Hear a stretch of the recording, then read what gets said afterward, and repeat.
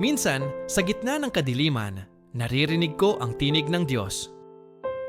Panginoon, bakit po parang ang bigat ng aking dinadala? Anak, ang bigat na iyong nararamdaman ay hindi mo kailangang pasanin mag-isa. Ilagay mo sa aking mga kamay ang iyong mga alalahanin. Paano po kung hindi ko kayanin? Kung hindi ako sapat? Ikaw ay aking nilikha, perpekto sa aking paningin. Hindi mo kailangang maging perpekto sa mundo. Sapat na ang pagiging totoo mo sa akin. Minsan po, natatakot ako sa kinabukasan. Sa bawat hakbang mo, ako ay nasa tabi mo.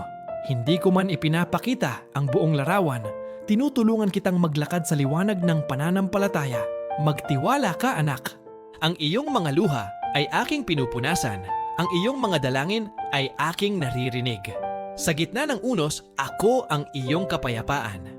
Salamat sa panonood. Kung nagustuhan mo ang video na ito, i-like at i-share mo na.